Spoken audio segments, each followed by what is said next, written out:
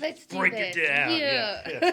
yeah, All right. Well, thank you so much, Kuba, for taking the time of course. to interview with us today. I'm excited to hear your insights and experiences as the chief of staff of our Fairbanks North Star Borough, and our local government here in Fairbanks, Alaska. Our students right now they're learning about government accounting, which is a subsect of the fund accounting, and a lot about it. And it's really, I think it'll help them connect the dots when they're learning through the text what the requirements are for government accounting, and then being able to watch this video and hear a little bit more about how local government works and what it's like. Great. But before we dive into that, and get into our questions, could you maybe introduce yourself? I know you, but could you introduce yourself and tell us a little bit about your background? Of course, yeah. Thank you for the chance to do this interview. I'm excited too.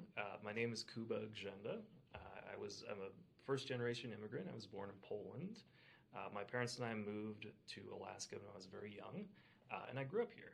And I went here from kindergarten through high school, and then I did my bachelor's degree in economics at Portland State University. And then I came back to Alaska, worked for a few years, ended up getting a master's degree in public administration, which is like an MBA but for public administration. Yeah.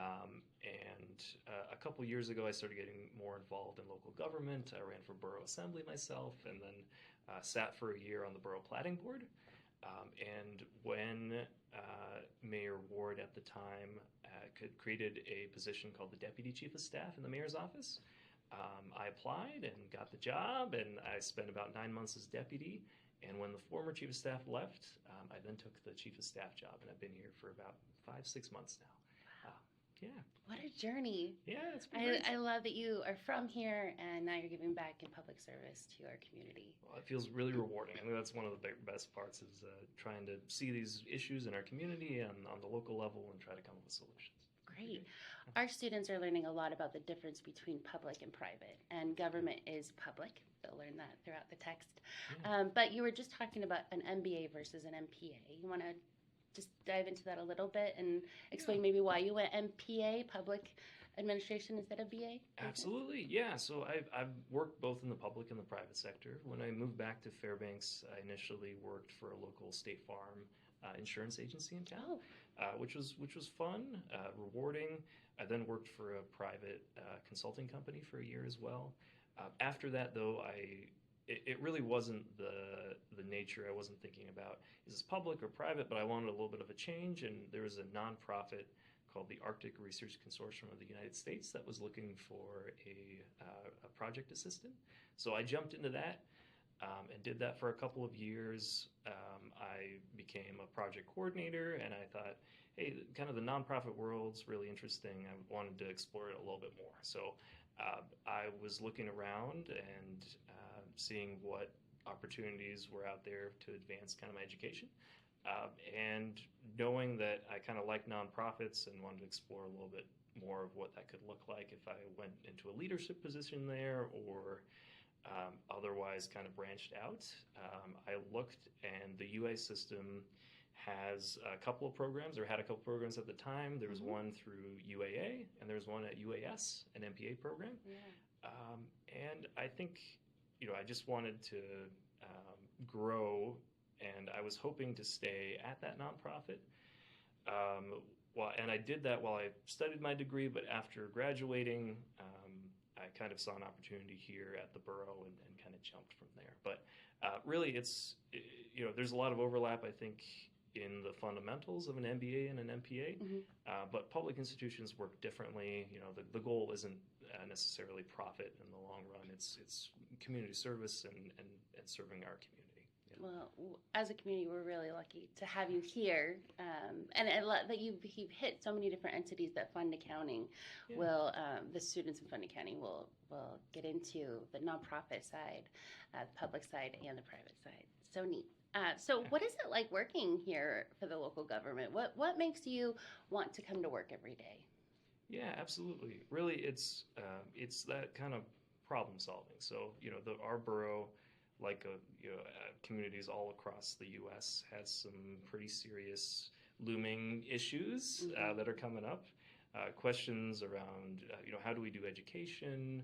How do we build and maintain our infrastructure? So everything from parks to schools to community buildings, all those kind of big issues that they're called wicked problems, and I think there's something that we really, trying to fix and solve them, and just the fact that every day I come in and what we do looks a little different. There's never, I don't think there's been a single 8-hour stretch where I've thought, oh man, this is the same thing I did last week. So ever since I started, it's been a bit of a roller coaster. There's a lot happening, a lot going on. Looking forward, trying to react to things that pop up and put out those fires. But it's been really rewarding. It sounds like it, and you have quite the team here Yeah. at the Borough. It always has seemed, we've worked together for years, and it's always seemed like a fun place to work. Absolutely. I think you have a great place here. How did you took quite a trip to get here? How did your experiences align with or differ from what you expected when you first started in your journey? What were some events that maybe stirred you in a different direction? Yeah, that's a great question. Honestly, I think can't remember the first time that I was asked what I wanted to do when I grew up in school. It must have been like first grade or third grade or something, and I never really knew how to answer that question. So I think some kids just know. I didn't. Even through high school, through my undergraduate degree, it was in economics, and I think that was something that I consciously chose because it narrowed things down a little bit, but wasn't super concentrated and specific. So it gave me some options to do. I knew I wanted to do humanities or something in business or something in government, kind of looking at that.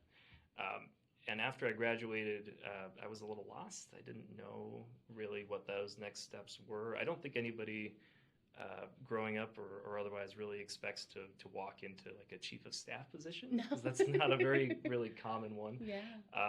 But it turned out to be an amalgamation of things that I was really interested in doing and pursuing, and I feel really fortunate about that. But I don't know if I had another chance to do it all over again, if the right circumstances would have landed in my lap. So I'm very thankful. Yeah, and it's been fun to watch your trajectory to this position. You've hit a great deal of success now, and what would you contribute to that success? What are some skills or habits that you've been able to identify that help you be successful? Yeah, I appreciate that. I think, maybe a strong technical kind of foundation as the basis. It's kind of the jumping off point, but on top of that, really, it's been maybe a willingness to raise your hand and say, like, hey, I'm going to give this a shot, or I'm going to do this, or even if no one's out there calling for asking you to do something, being willing to jump into something that's difficult, something that you don't know if it'll succeed or not, and being willing to try those things. Like I tried a bunch of things that didn't work. And if I hadn't had that opportunity, both professionally and personally, then I don't know if I'd be here today. Well, I'm so glad you are. Thank you. So tell me, how important is it for people that are just getting into this, aspiring leaders, how important is it for them to understand broader business strategy or come in with like a strategic mindset? It sounds like you did that when you got your degree in economics, you then got your MPA, you went to nonprofit, private, public sectors, you tried all these things out. How did that all come together? And how important is it to test those things out and to bring that to the table? Yeah, absolutely. I think I'd say the most efficient way to accomplish something is to know where you want to go to, right? Is to have that vision, have that goal. For me, at least professionally at the start, it didn't really work that way. It was more a little bit of some purposeful blundering, I guess. But I think that blundering was useful in itself too. I, again, tried a lot of different things and had a chance to learn quite a bit. Now that I'm here and have had the chance to settle in a little bit, I think that broader business strategy, whether it's in the private sector or the public sector, it is really important. You have to know what the goals of your organization are or what they can be, and having that sort of vision for accomplishing big things or solving big problems is really important. What are some of the goals, the organizational goals that you focus on here? Yeah, it's a good question. So we have had a mayor that's come in just for a few months now, and we're going to be having strategic planning next month to kind of really write down and highlight those goals for the administration for the rest of his 3-year term, and hopefully 3 more years after that. But really, the borough's mission is to serve, lead, and thrive. That's the mission statement. Those are the values. So, service is making sure that what we do well, where we serve our community, we provide the services that people expect at the quality that they expect them at. We lead. We take. We're the first ones through to help solve these big problems that our community faces.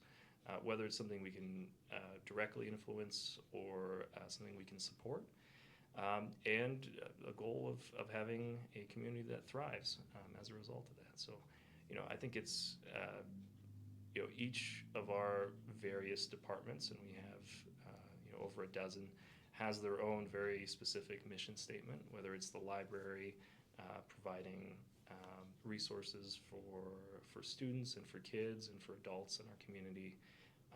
Or it's our public works team, which builds and helps with infrastructure and new buildings. Our borough is a lot of things to a lot of people, but I think public service is the heart of that. Yeah, absolutely. And it's definitely the heart of you. So it sounds like you do run into some challenges and issues that as chief of staff and throughout your career, it sounds like you've hit a couple. What are some of these challenges, and how did you approach solving them? Yeah. I think there's always going to be if there weren't any challenges, I wouldn't have a job. So That's true. I'm grateful for Job that security in a way. I think the biggest challenges are really those wicked problems and working through them. So things that are very complicated, have a lot of stakeholders involved. Issues that there's no one right answer. There's just a lot of different ways to do something. So in those situations, I think it takes a lot of generally public input. It takes a lot of research, a lot of working with experts on that topic, and then taking that all in and trying to make the best decision based on that information. And there's pros and cons to every decision. So I think listening to the community is really important. Do you keep saying wicked problem? Yeah. Can you explain that just a little bit? Oh, sure. Yeah, absolutely. Wicked problems are something that I really learned about. They were really at the core of my MPA program. But a wicked problem is something that has really a long-term solution to a wicked problem is very far away, and it's such a complicated issue that one entity by itself can't solve it. So if you look at, for example, drug addiction in the U.S., that's a wicked problem. Or homelessness, or any other manner of those really complicated topics. We have those here too. Housing is one, kind of on a smaller scale. How do we approach encouraging housing here where construction is expensive, and it's not easy. So we try to find a balanced approach that can mitigate the issue, the wicked problem, as best as we can. And if it's ours to solve, we can. Otherwise, we try to work with other entities to help as best we can. Wow, that's a great process. So based on the experiences that you've had and advice maybe you've received or shared, what steps would you recommend someone just starting out in their journey? What advice would you give them, and what steps would you share with them on how to get to being a successful leader in our community? Yeah, I appreciate that question. I think in general, people who are just starting out shouldn't be afraid to jump into learning opportunities, whether it's personally or professionally. Again, not be afraid to raise their hands and, Yeah. and try something, whether it's something like a business or a particularly challenging assignment in their workplace. I think all of that is really important for growth. And a lot of the time, unless you ask or even take action, no one's going to come to you with any kind of opportunity. Yeah, I think it's important to jump out there and let people know and learn yourself that, hey, this is something that you can do, and this is something that we can make happen. Wow, that's awesome. If someone wanted to take that leap and apply for a job here at our local government at the borough, what steps would they take? Well, we'd love to have them, first of all. We've got a finance department with about 30 positions. That's a lot. It is. Yeah, there's a lot of money moving around. It's a department that interacts with pretty much every other department in the borough. Yeah. We have everything from accounting technicians to our CFO, our Chief Financial Officer. If folks are interested in applying, we have our own website, fnsb.gov. There's a place there for current open positions right on the front page.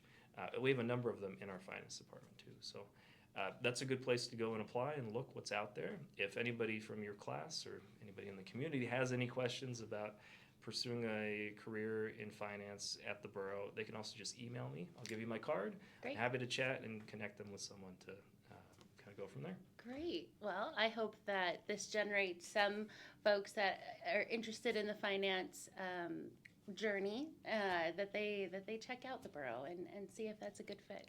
Awesome. Well, thank you again for all of your insight and advice and experiences. Your journey will be incredibly valuable to the students in this class. I think it'll inspire them. I think that it'll show them a way maybe that they didn't think of before. And before we wrap this up, do you have any final thoughts or anything you'd like to share with the class that we didn't touch on? Well, I appreciate that, Erin. Thank you for the chance to interview, and thanks for, I guess, taking the leap yourself and teaching this class for the first time. So, like we've talked about a little bit, knowing each other for a long time, and I think your students are going to definitely benefit from having you at the helm. Yeah. But I think with this and any other career, it's important to try new things, try different things. I'm not sure how many folks out there are jumping into this straight out of high school versus maybe a bit of a career switch. Mm-hmm. But I think whatever route gets them to where they want to go is a good one. So thanks for taking that leap and guiding the group. Yeah. Thank you. Thank you again. Thanks, Erin.